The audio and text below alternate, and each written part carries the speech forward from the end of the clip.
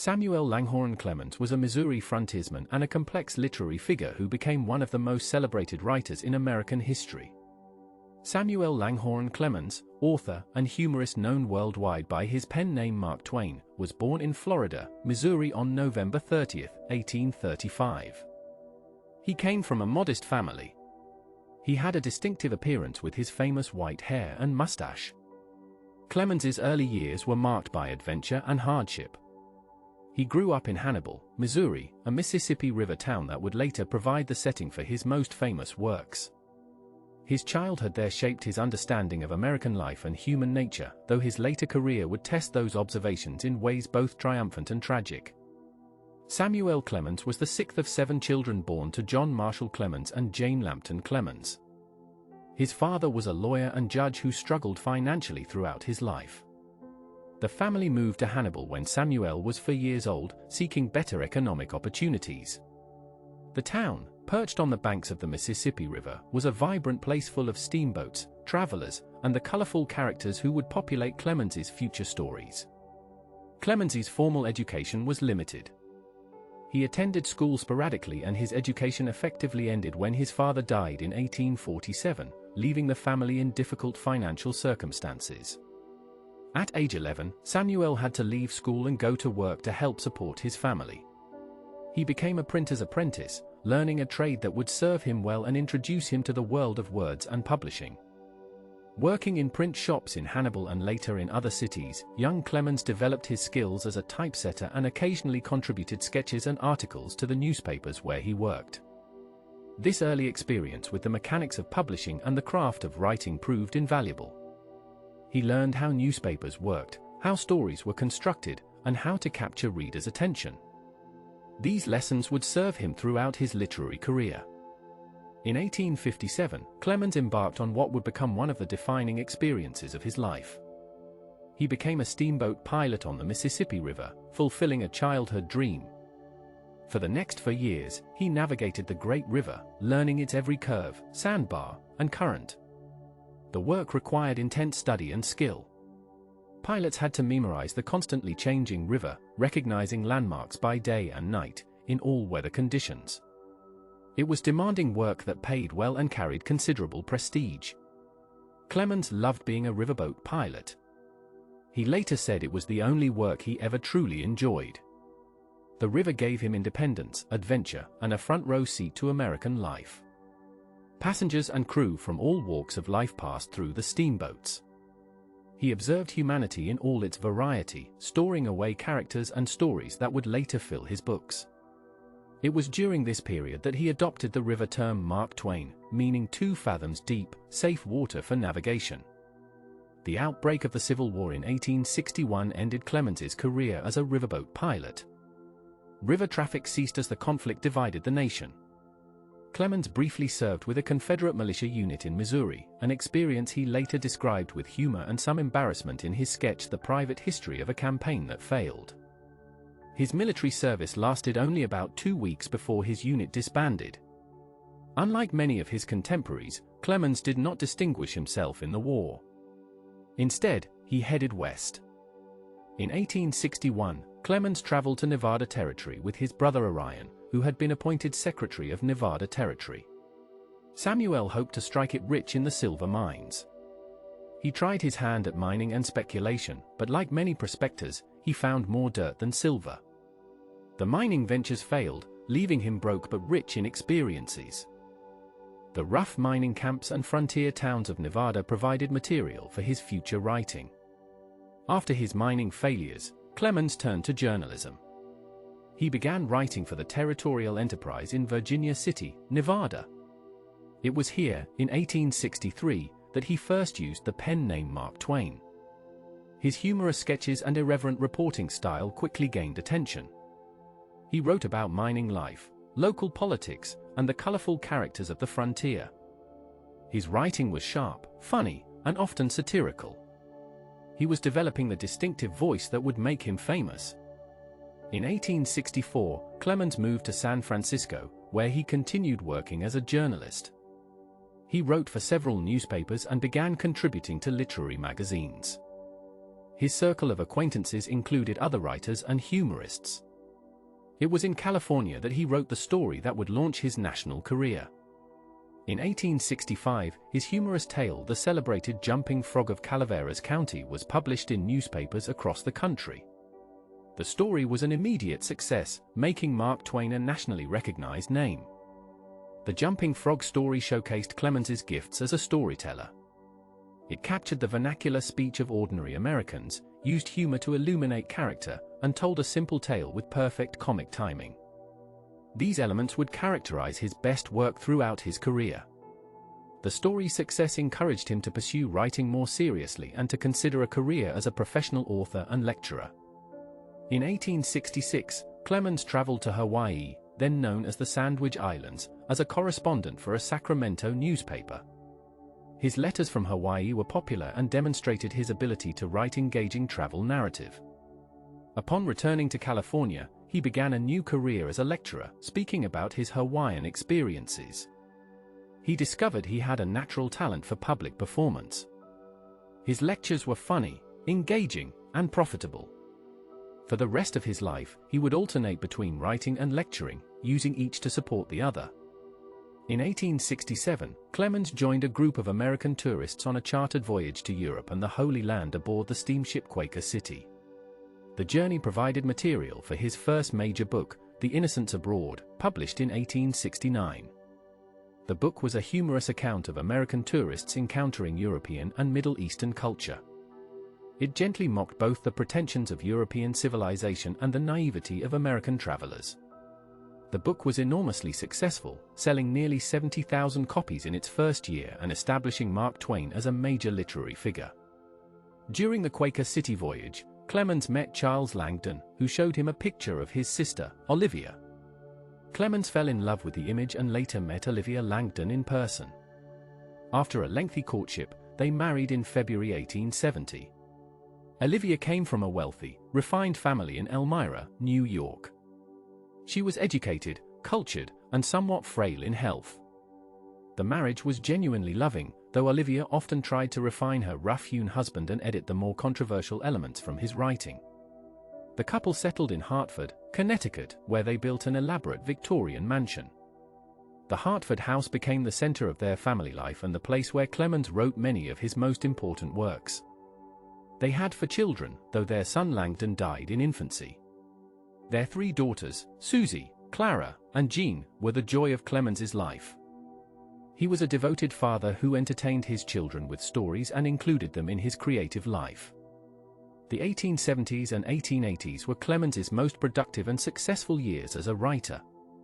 He published Roughing It in 1872, drawing on his experiences in the American West. The Gilded Age, co-written with Charles Dudley Warner in 1873, satirized the corruption and materialism of post-Civil War America. The book gave its name to the entire era. In 1876, he published The Adventures of Tom Sawyer, drawing on his Hannibal childhood to create an enduring portrait of American boyhood. Tom Sawyer was immediately popular and has never been out of print. The novel captured something essential about childhood, adventure, and small-town American life. Its characters, Tom, Huck, Becky Thatcher, and Aunt Polly, became part of American cultural mythology. The book established Clemens as more than a humorist. He was a serious novelist who could create memorable characters and tell compelling stories while still maintaining his comic voice. In 1885, Clemens published what many consider his masterpiece, Adventures of Huckleberry Finn. The novel continued the story of Huck from Tom Sawyer, but it was a darker, more complex work. Huck's journey down the Mississippi River with the escaped slave Jim became an allegory of American society, race, and morality. The novel was written in vernacular language that shocked some readers but captured authentic American speech. Ernest Hemingway later claimed that all modern American literature came from this one book. Huckleberry Finn was controversial from the start. Some objected to its language and the portrayal of Huck as a boy who lied, stole, and rejected civilized society. Others, then and now, have debated its treatment of race and its use of racial language.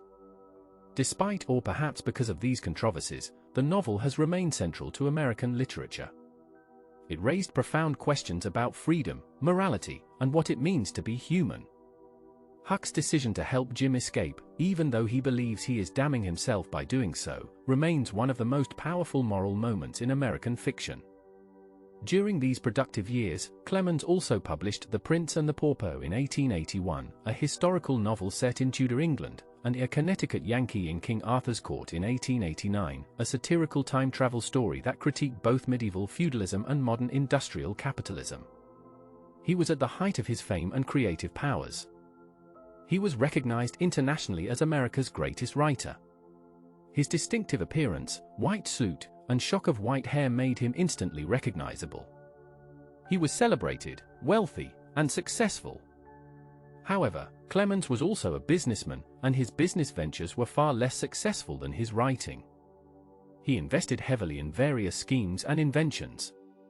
The most disastrous was his investment in the Page typesetting machine, an enormously complex mechanical device that was supposed to revolutionize printing. Clemens poured hundreds of thousands of dollars into the project over many years. The machine worked, technically, but it was too complicated and expensive to be practical. When it finally failed in the early 1890s, Clemens was financially ruined. The failure was devastating both financially and personally. Clemens had invested not only his own money but had also borrowed heavily. He was deeply in debt. The man who had earned enormous sums from his writing and lectures found himself facing bankruptcy. It was a humiliating reversal of fortune. In 1894, his publishing company, which had published his own works and those of other authors including Ulysses S. Grant's memoirs, also failed. Clemens could have declared bankruptcy and walked away from his debts, but he refused to do so. With the help of Henry Huddleston Rogers, a Standard Oil executive who became his financial advisor and friend, Clemens developed a plan to pay back every creditor in full. At age 60, he embarked on an around-the-world lecture tour to raise money. For more than a year, he traveled through North America, Australia, India, and South Africa, giving lectures night after night. The tour was physically exhausting but financially successful. The lecture tour provided material for another book, Following the Equator, published in 1897. The book was not among his best work, but it sold well enough to help with his debts. More importantly, the tour demonstrated Clemens's integrity and determination. He worked tirelessly to honor his obligations, and by 1898, he had paid off all his creditors. The public admired his honesty and perseverance. His reputation, damaged by bankruptcy, was restored. However, personal tragedy struck during these difficult years. In 1896, while Clemens was on his lecture tour, his daughter Susie died of meningitis at age 24. The news reached him while he was in England. He was devastated. Susie had been his favorite child, intelligent, artistic, and deeply connected to her father. Her death plunged Clemens into profound grief from which he never fully recovered. His writing became darker, more pessimistic, and more openly bitter about human nature and the universe. Clemens's later works reflected his growing pessimism. The Man That Corrupted Hadleyburg, published in 1899, was a cynical story about hypocrisy and greed in a small town. What is Man, published anonymously in 1906, was a philosophical dialogue arguing that human beings have no free will and are merely machines responding to external influences. These works lacked the humor and warmth of his earlier writing. They showed a man who had suffered greatly and lost faith in human goodness. In 1904, Olivia died after a long illness. Clemens had been married to her for 34 years. Her death left him bereft. He had lost his partner, his editor, and his moral compass. His daughter Jean, who suffered from epilepsy, died in 1909. Of his 4 children, only Clara survived him. These losses, combined with his financial troubles and advancing age, turned Clemens into an increasingly bitter and isolated figure. Despite his personal sorrows, Clemens remained a public figure. He was celebrated as America's greatest living writer. He received honorary degrees from Yale, the University of Missouri, and Oxford University.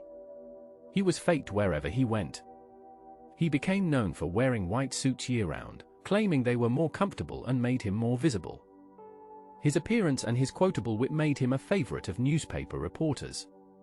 Clemens was also increasingly outspoken on political and social issues. He opposed American imperialism, particularly the Philippine-American War. He criticized Christian missionaries and organized religion. He spoke out against lynching and racial injustice. He attacked political corruption and corporate greed. Some of his political writings were so controversial that they were not published during his lifetime. He had become not just a humorist but a social critic and moral voice. In his final years, Clemens dictated his autobiography to a stenographer. The rambling, digressive narrative was meant to be published after his death. He wanted the freedom to speak honestly about people and events without worrying about hurting feelings or causing controversy. The autobiography was published in various edited versions over the years, with a complete, unexpurgated edition finally appearing a century after his death. On April 21, 1910, Samuel Langhorne Clemens died at his home in Reading, Connecticut. He was 74 years old. He died of heart disease, having predicted that he would die when Halley's Comet returned, just as he had been born during its previous appearance in 1835. His prediction proved accurate. The comet appeared in the sky in 1910, and Clemens died the day after its closest approach to Earth. Clemens's funeral was attended by thousands. He was buried in Elmira, New York, alongside Olivia and their children. In death, as in life, he was remembered as America's greatest humorist and one of its most important writers. Newspapers around the world published obituaries celebrating his genius and mourning his loss. He had become an American institution, a symbol of the nation's literary coming of age. Clemens's legacy is vast and enduring. He created some of American literature's most memorable characters and wrote books that continue to be read, studied, and debated. His influence on American writing is incalculable. His use of vernacular language, his humor, his social criticism, and his ability to capture authentic American voices changed what American literature could be and say. Modern scholars continue to debate aspects of Clemens's work, particularly his treatment of race in Huckleberry Finn and other writings. Some see him as a progressive voice against racism, while others find his use of racial language and stereotypes problematic. These debates testify to the continued relevance of his work.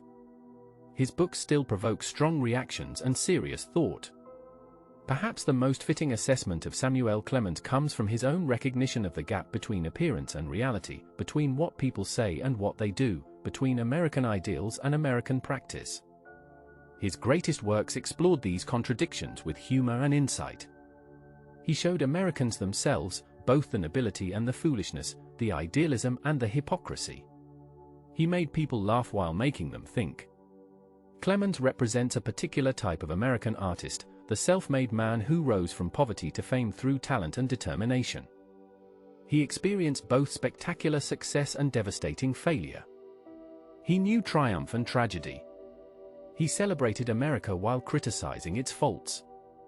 His life embodied the American experience in all its complexity. In the end, Samuel Langhorne Clemens was neither simply a humorist nor simply a pessimist, but rather a complex artist who used humor to explore serious themes and who never stopped questioning human nature and society. His legacy includes both the joyful adventures of Tom Sawyer and the moral complexities of Huckleberry Finn, as well as the darker philosophical works of his later years. He is remembered today primarily for his masterpieces and his distinctive voice, which is fitting for a man who gave American literature its authentic sound.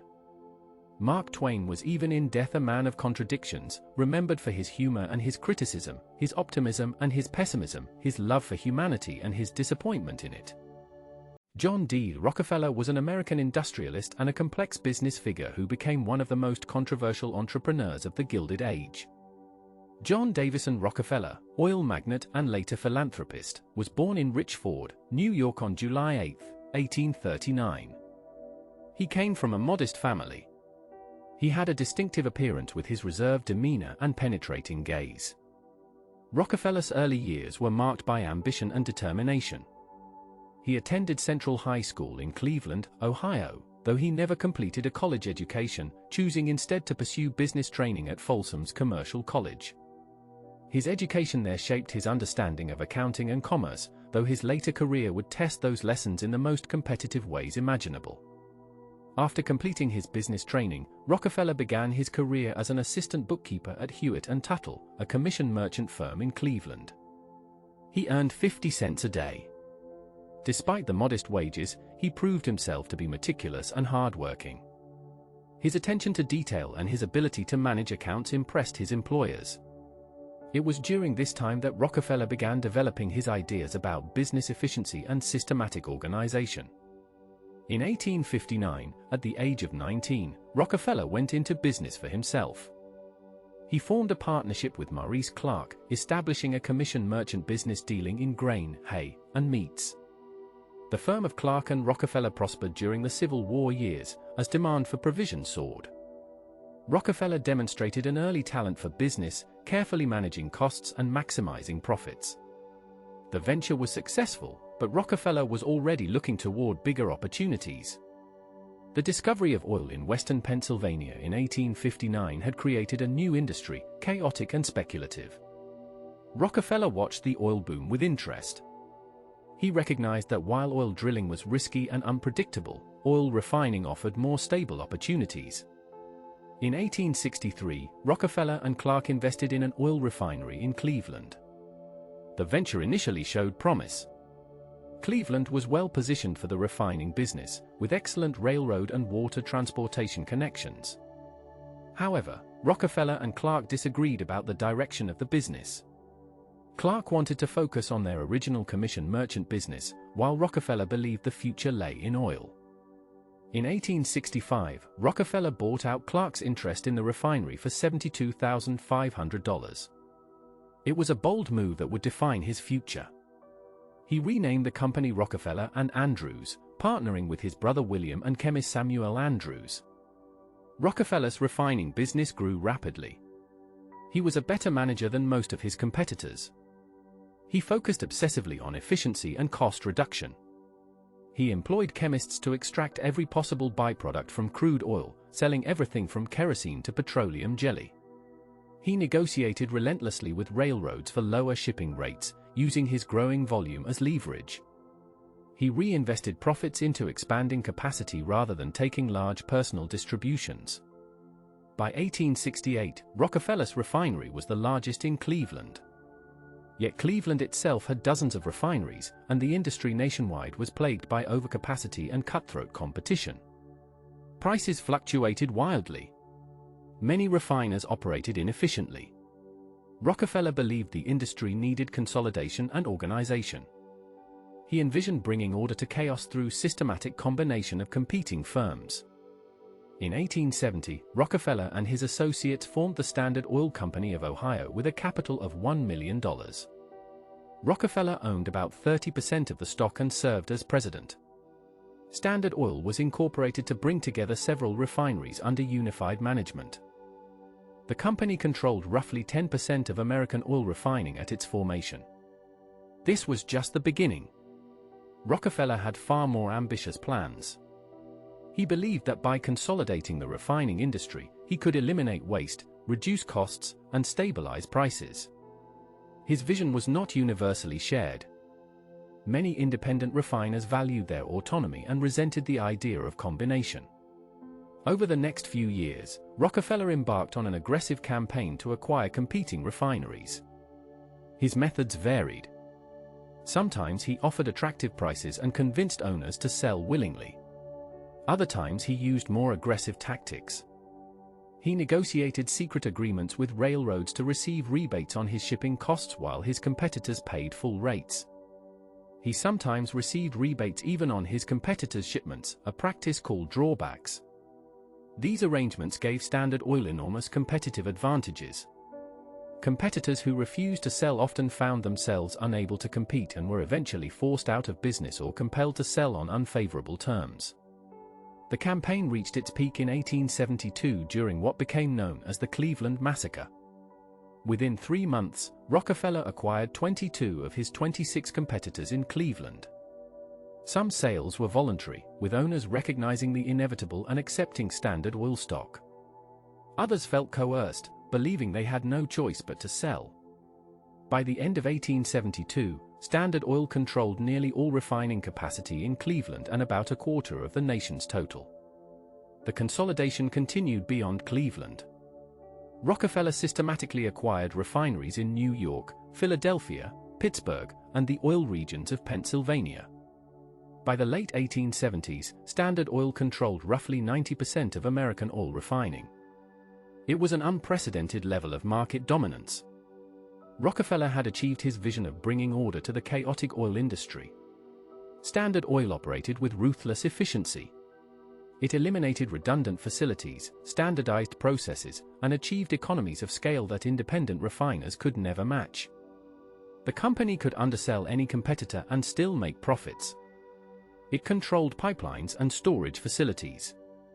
It had preferential relationships with railroads. It was, in effect, a monopoly. Rockefeller's business practices generated intense controversy. Independent oil men despised him, seeing him as a ruthless monopolist who destroyed competition. Journalists and reformers attacked Standard Oil as the epitome of corporate abuse.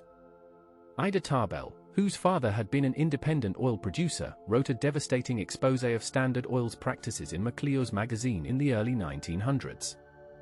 Her series, later published as The History of the Standard Oil Company, portrayed Rockefeller as a cold-blooded predator who built his empire through deception and intimidation. The public image of Rockefeller as a robber baron was solidified. Yet Rockefeller himself saw his actions differently. He believed he was bringing rationality and efficiency to a wasteful industry. He argued that the consolidation of refineries eliminated duplication and reduced costs, benefiting consumers through lower prices. He pointed out that kerosene prices fell dramatically during Standard Oil's rise, making illumination affordable for ordinary Americans. He believed competition in refining had been destructive, leading to boom and bust cycles that hurt everyone. In his view, he was a builder and organizer, not a destroyer. This self-perception never wavered, even as criticism mounted. The legal structure of Standard Oil evolved to match its growing reach. In 1882, Rockefeller and his attorneys created the Standard Oil Trust, a new form of business organization. The trust brought together Standard Oil's various companies, which had been incorporated in different states, under unified control. Stockholders in the individual companies exchanged their shares for trust certificates. The trust was managed by 9 trustees, with Rockefeller holding the most influence. This structure allowed centralized management of a far-flung empire while navigating the legal constraints of state incorporation laws. The Standard Oil Trust became a model that other industries would copy. The trust structure also made Standard Oil a target. Reformers and prosecutors saw the trust as a dangerous concentration of economic power. Several states brought legal actions against Standard Oil. In 1892, the Ohio Supreme Court ordered the dissolution of the Standard Oil Trust, ruling that it violated state laws against monopolies. Rockefeller's lawyers restructured the organization, creating a holding company arrangement.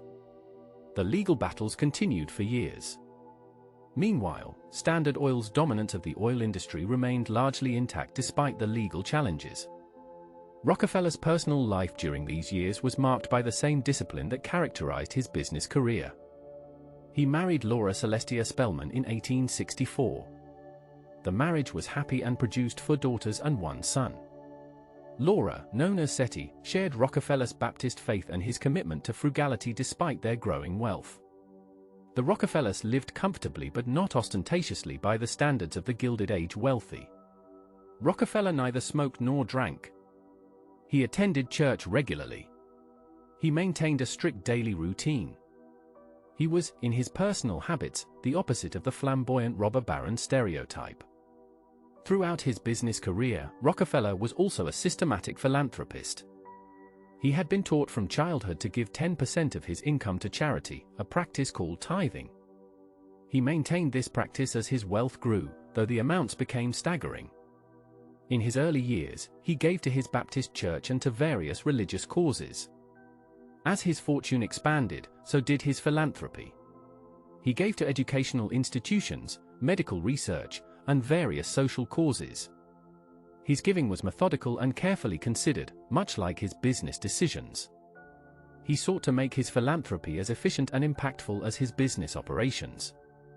In the 1890s, Rockefeller gradually withdrew from active management of Standard Oil.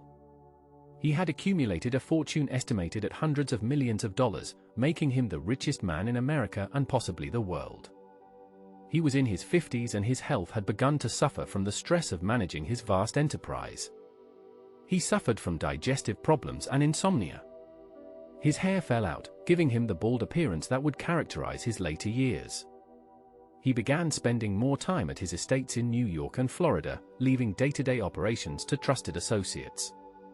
By 1897, he had largely retired from business, though he remained the largest shareholder in Standard Oil.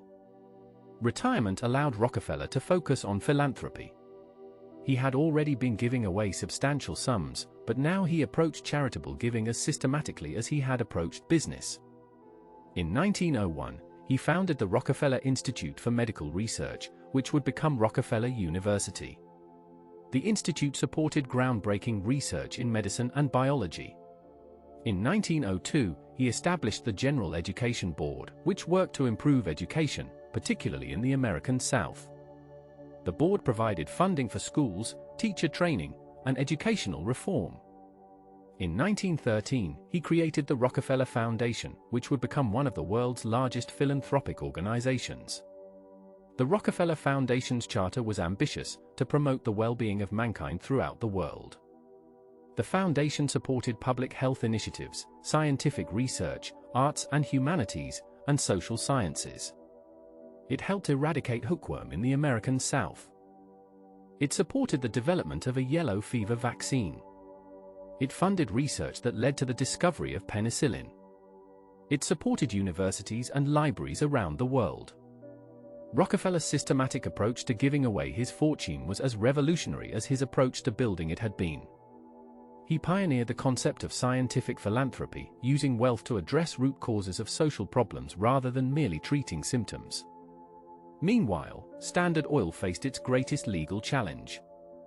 In 1906, the federal government filed suit under the Sherman Antitrust Act, seeking to break up the Standard Oil monopoly. The case, Standard Oil Company of New Jersey versus United States, worked its way through the courts for 5 years. The government argued that Standard Oil had violated antitrust laws through its monopolistic practices and its restraint of trade. Standard Oil's attorneys defended the company's efficiency and argued that its size resulted from superior business practices, not illegal conduct. In 1911, the Supreme Court ruled against Standard Oil in a unanimous decision. The court found that Standard Oil had engaged in unreasonable restraint of trade and ordered the dissolution of the company. The breakup of Standard Oil divided the company into 34 separate entities. These included companies that would become Exxon, Mobil, Chevron, and others. Rockefeller owned significant shares in all the successor companies. Ironically, the breakup made him even wealthier. The individual companies prospered and their stock value soared. By 1913, Rockefeller's fortune was estimated at close to $1 billion, an almost incomprehensible sum at the time. He was likely the wealthiest person in modern history when adjusted for inflation. Yet the breakup of Standard Oil was a bitter defeat. The company he had built over 4 decades had been forcibly dismantled. His business methods had been condemned by the highest court in the land. Rockefeller's public image during these years was terrible. He was portrayed in political cartoons as an octopus strangling the nation. Muckraking journalists depicted him as the embodiment of corporate greed and abuse. The public associated him with monopoly, ruthlessness, and the exploitation of workers and consumers. Even his philanthropy was attacked as an attempt to whitewash his reputation or to ease a guilty conscience. The criticism wounded Rockefeller, who believed he had been a force for progress and efficiency. He rarely responded publicly to attacks, maintaining a dignified silence that some interpreted as arrogance. To improve his public image, Rockefeller hired Ivy Lee, one of the first public relations consultants. Lee advised Rockefeller to be more visible and accessible. He encouraged him to give interviews and to be photographed engaging in ordinary activities. Images of Rockefeller playing golf, handing out dimes to children, and attending public events began to soften his image. The dime giving became particularly famous. Rockefeller carried rolls of dimes and distributed them to people he encountered, often with a brief word of advice about saving and thrift. The gesture was both genuine and calculated, reflecting his belief in frugality while also humanizing him to the public. In his later years, Rockefeller lived quietly at his estates. He spent winters at his home in Ormond Beach, Florida, and summers at his estate in Pocantico Hills, New York. He played golf regularly, believing it contributed to his health and longevity. He continued to monitor his investments and his philanthropic activities, though he relied increasingly on advisors and his son, John D. Rockefeller Jr., to manage both. He read extensively, particularly enjoying biographies and religious texts. He maintained his daily routines with the same discipline he had shown in business. He attributed his longevity to regular habits, moderate living, and faith. Rockefeller's wife Seti died in 1915, a loss that deeply affected him. They had been married for 51 years. She had been his partner and confidant, sharing his values and supporting his endeavors. After her death, Rockefeller became more reclusive, though he maintained relationships with his children and grandchildren. His son John Jr. took over management of the family's philanthropic activities and proved to be as dedicated to giving away the fortune as his father had been to accumulating it. The Rockefeller philanthropic legacy would extend through multiple generations. As Rockefeller aged, public opinion about him gradually shifted. The passage of time softened memories of Standard Oil's controversial practices. His massive philanthropic contributions became more widely recognized and appreciated. Universities, hospitals, and research institutions that bore the Rockefeller name stood as tangible evidence of his generosity. The Rockefeller Foundation's work in public health and scientific research saved countless lives. His support for education, particularly for African Americans in the South, was acknowledged as progressive for its time. While critics continued to argue about whether his philanthropy could redeem his business practices, many came to see him as a more complex figure than the simple robber baron caricature. Rockefeller lived to an extraordinary age. He celebrated his 97th birthday in 1936, surrounded by family. He had outlived most of his business contemporaries and critics. He had witnessed the transformation of America from an agricultural nation to an industrial powerhouse, a transformation his oil empire had helped fuel. He had seen the rise of the automobile, which created demand for gasoline and made his successor companies even more valuable than Standard Oil had been. He had lived through 2 world wars and the Great Depression. His fortune had survived and even grown through all these upheavals. On May 23, 1937, John D. Rockefeller died at his home in Ormond Beach, Florida. He was 97 years old. The cause of death was arteriosclerosis. Rockefeller's funeral was private, attended only by family members. He was buried beside his wife at Lakeview Cemetery in Cleveland, not far from where he had built his oil empire. In death, as in life, Rockefeller was remembered with a mixture of respect and controversy. His legacy is complex and contradictory. He was a man of genuine business genius who transformed an entire industry. He was ruthless in competition yet generous in philanthropy. He destroyed competitors yet created efficiencies that benefited consumers.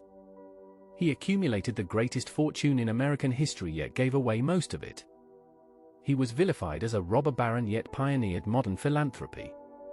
He was deeply religious yet engaged in business practices that many considered unethical. He was both builder and destroyer, benefactor and monopolist. Modern historians have offered varied assessments of Rockefeller's career and legacy. Some emphasize his business innovations, his creation of the modern corporation, and his contributions to industrial efficiency. They note that Standard Oil brought order to a chaotic industry, reduced costs, and made petroleum products affordable and widely available. They acknowledge that his philanthropic contributions have had lasting positive impacts on education, medicine, and scientific research. Other historians focus on his monopolistic practices, his destruction of competitors, and his role in creating dangerous concentrations of economic power. They argue that his business methods harmed competition and innovation, and that his philanthropy, while substantial, cannot excuse his business conduct. Perhaps the most balanced assessment recognizes that Rockefeller was a product of his time, operating in an era of minimal business regulation and intense industrial competition. His methods were often harsh by modern standards, but they were not illegal under the laws of his time until antitrust legislation was passed and enforced. He was more systematic and successful than his competitors, but he was not unique in seeking to eliminate competition and dominate his industry. What made him exceptional was the scale of his success and the thoroughness of his methods. He took the logic of industrial consolidation to its ultimate conclusion, creating a monopoly that controlled an entire industry.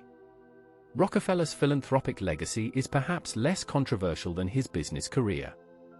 The institutions he founded and supported have made genuine contributions to human welfare. The Rockefeller Foundation's work in public health alone may have saved millions of lives. His support for medical research contributed to breakthroughs in treating disease. His funding of education expanded opportunities for countless individuals.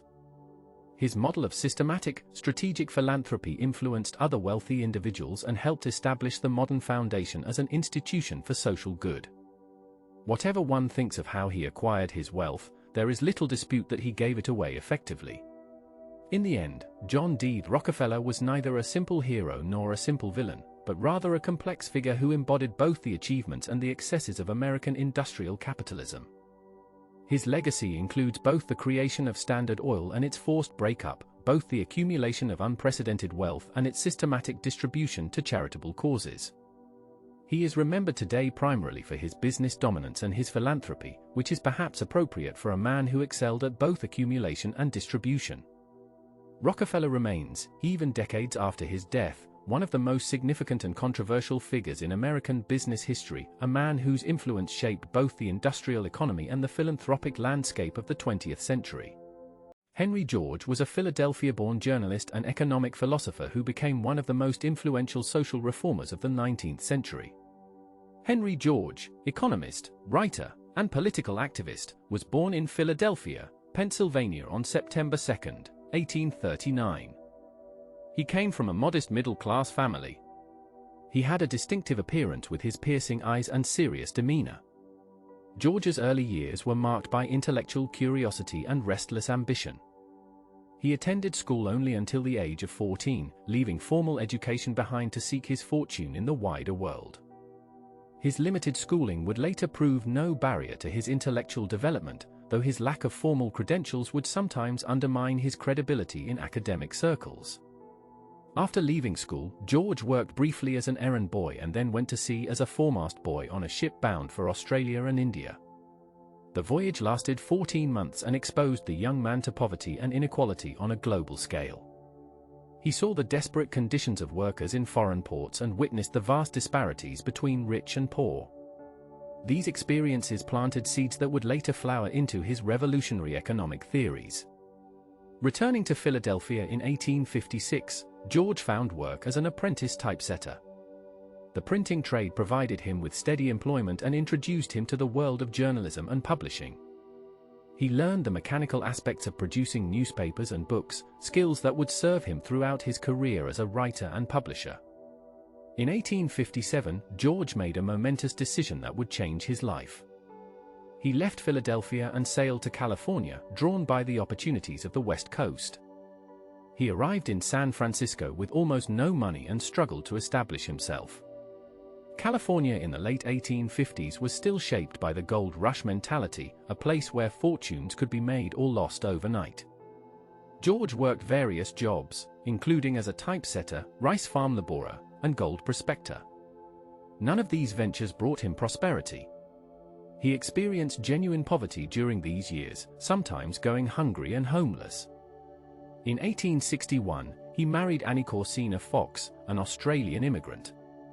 The marriage would produce 4 children and last until his death, though the early years were marked by severe financial hardship. George found steady work as a typesetter and gradually moved into journalism. He wrote for various California newspapers, developing his skills as a writer and commentator. His articles addressed local politics, economic conditions, and social issues. He had a clear, forceful writing style that made complex ideas accessible to ordinary readers. By the mid-1860s, he had established himself as a respected journalist in San Francisco. In 1865, George had an experience that would profoundly shape his thinking. While riding through the California countryside, he stopped to rest his horse and spoke with a man about land values. When George asked what land was worth in the area, the man named a price that shocked him. George suddenly understood that land values were rising not because of anything landowners did, but simply because of population growth and community development. This insight struck him with the force of revelation. The realization troubled George deeply. He saw that those who owned land grew wealthy without working, while those who actually labored remained poor. Landowners captured the value created by the entire community simply by holding title to land. This seemed fundamentally unjust. George began to develop his theory that private ownership of land was the root cause of poverty amid progress. Over the next several years, George continued his journalism career while developing his economic ideas. In 1868, he became editor of the San Francisco Chronicle, though he left that position after only a few months due to disagreements with the publisher. He then founded his own newspaper, the San Francisco Daily Evening Post, serving as both editor and publisher. The venture struggled financially but gave George a platform for his increasingly radical views. In 1871, George published his first book, Our Land and Land Policy, a pamphlet that outlined his emerging economic philosophy. He argued that land monopoly was responsible for poverty and that the solution was to tax land values. The pamphlet attracted little attention outside California, but it represented George's first systematic presentation of his ideas. He was developing a comprehensive theory that challenged fundamental assumptions about property, wealth, and economic justice.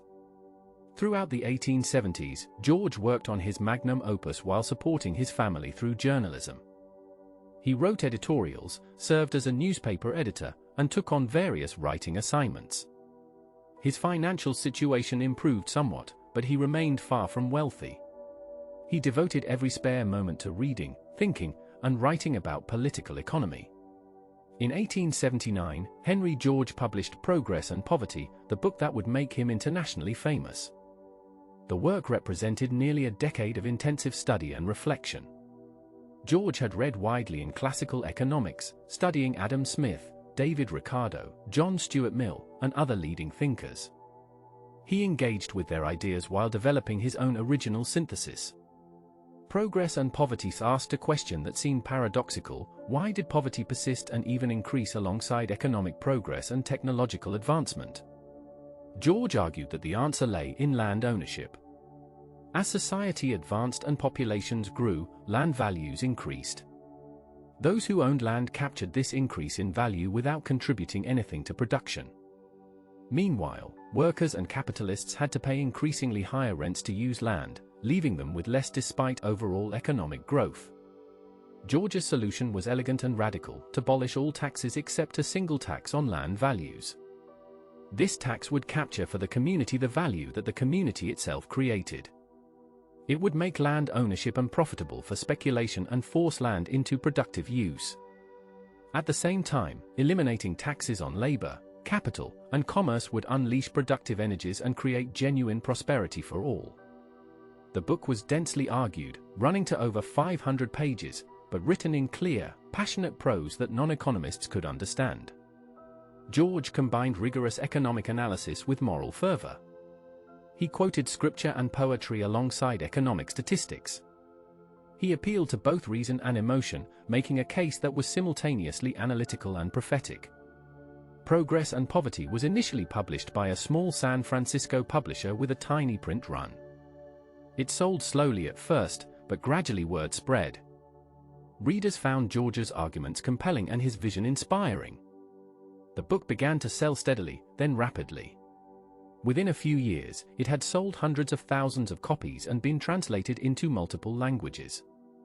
It became one of the best-selling books of the 19th century, outsold only by the Bible in the English-speaking world during the 1890s. The book's success transformed George's life. He became a celebrity, invited to speak across America and Europe. Working people embraced his ideas enthusiastically. They saw in George's single tax a path to justice and prosperity. Labor unions, social reform movements, and progressive political organizations adopted his theories. George had struck a chord with millions who felt the economic system was rigged against them. In 1880, George moved to New York City, which would remain his base for the rest of his life. He continued writing, publishing articles and books that expanded on his economic theories. He also became increasingly involved in political activism, believing that his ideas needed to be implemented through democratic political action. In 1886, George ran for mayor of New York City as the candidate of the United Labor Party. His campaign electrified the city. He drew enormous crowds to his speeches. Working-class New Yorkers saw him as their champion against the political machines and economic elites that controlled the city. George campaigned on a platform of tax reform, labor rights, and political clean government. The mayoral race became a three-way contest between George, the Tammany Hall Democratic candidate, and a young Republican named Theodore Roosevelt. George ran a vigorous campaign despite having far less money than his opponents. He spoke at multiple rallies each day, often addressing crowds of thousands. His message resonated with workers, immigrants, and reformers. When the votes were counted, George finished second, ahead of Roosevelt but behind the Tammany candidate. However, many believed the election had been stolen through fraud. Tammany Hall had a well-deserved reputation for ballot stuffing and voter intimidation. George's supporters were convinced he had actually won. Whether or not fraud occurred, George's strong showing demonstrated the appeal of his ideas and established him as a major political figure.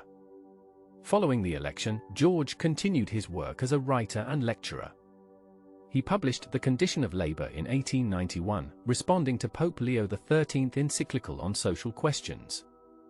George defended his single tax proposal against Catholic criticisms while finding common ground with the Church's concerns about poverty and injustice. He also wrote A Perplexed Philosopher in 1892, a critique of Herbert Spencer's retreat from his earlier support for land reform. Throughout the 1890s, George traveled extensively, lecturing in Britain, Ireland, and Australia. He was received enthusiastically wherever he went. In Britain, his ideas influenced the emerging socialist movement and the Liberal Party's progressive wing. In Ireland, his theories provided intellectual ammunition for the land reform movement.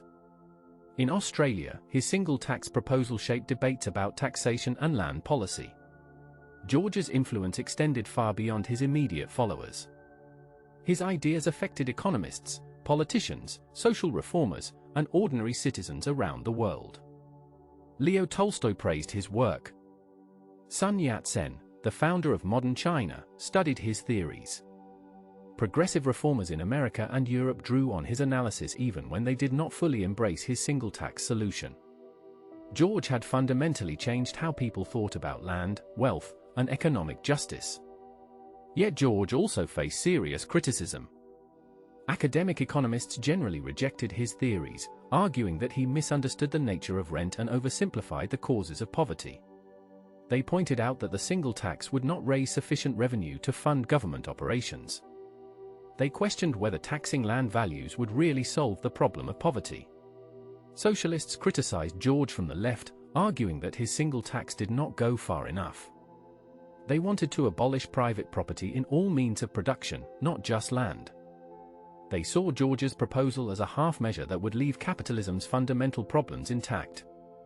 George, in turn, rejected socialism, arguing that public ownership of capital would create inefficiency and tyranny. Conservatives attacked George for threatening property rights and promoting radical redistribution. They argued that landowners had legitimate claims to their property and that George's tax would amount to confiscation.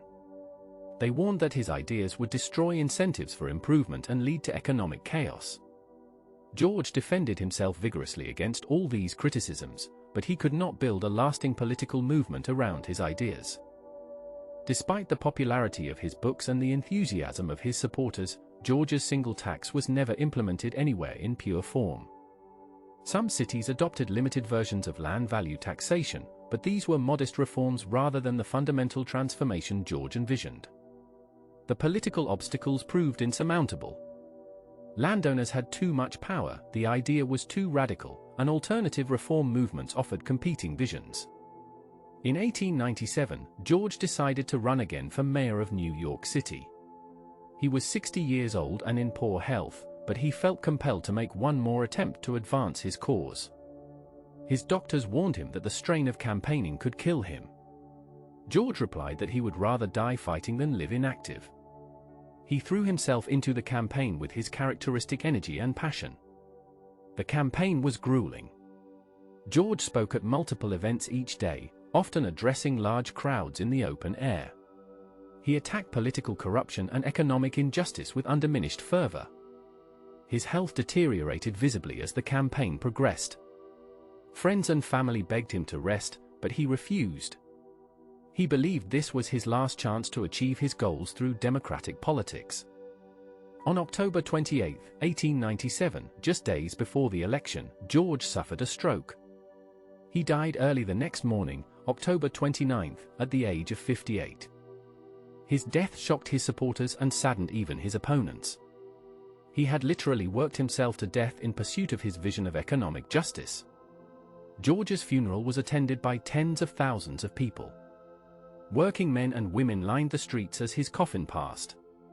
Labor leaders, politicians, and reformers eulogized him as a champion of the people. He was buried in Greenwood Cemetery in Brooklyn. In death, as in life, George was honored by ordinary people who saw him as their advocate against privilege and injustice. George's legacy is complex and enduring. His single tax was never fully implemented, and his specific policy proposal is largely forgotten today. Academic economics moved in directions that left his theories behind. Yet his influence persisted in indirect and unexpected ways. Progressive-era reforms like the income tax and inheritance tax reflected his insight that unearned wealth should be taxed more heavily than labor. Land value taxation was adopted in modified forms in various places, from Pittsburgh to Australia to Hong Kong. Urban planners and economists continued to recognize that land values reflected community-created value rather than individual effort. George's critique of land speculation and his analysis of how land monopoly contributed to inequality remained relevant. More broadly, George helped establish the idea that economic systems should be judged by their moral consequences. He insisted that poverty amid progress was not inevitable but resulted from unjust institutions. He argued that economics was fundamentally about ethics and that economic arrangements should serve human flourishing. These ideas influenced generations of reformers and social critics. George's writing style also left a mark. He demonstrated that economic analysis could be presented in clear, passionate prose accessible to general readers. He showed that technical arguments could be combined with moral vision and literary power. Later progressive writers and economists learned from his example. George's personal life was marked by the same dedication that characterized his public work. His marriage to Annie was a partnership of mutual support. She believed in his mission and endured years of poverty and uncertainty while he developed his ideas. Their children grew up in modest circumstances despite their father's eventual fame. George remained a man of simple tastes and modest means even after progress and poverty brought him recognition. Throughout his life, George maintained his integrity and independence. He could not be bought or intimidated. He refused to compromise his principles for political advantage or financial gain. This moral authority gave power to his words and attracted followers who trusted his sincerity. Unlike many reformers, George practiced what he preached, living simply and devoting his resources to advancing his cause. Modern historians have reassessed George's contributions more favorably than the academic economists of his own time did. They recognize him as an original thinker who identified real problems in the economic system. They acknowledged that his analysis of land values and economic rent contained important insights. They credit him with influencing progressive reform movements even when his specific proposals were not adopted. Economic historians note that George's question about poverty amid progress remains relevant. In the 21st century, as in George's time, technological advancement and economic growth coexist with persistent poverty and rising inequality. Land values in major cities have soared, enriching property owners while making housing unaffordable for workers. George's analysis of these dynamics seems prescient to contemporary readers.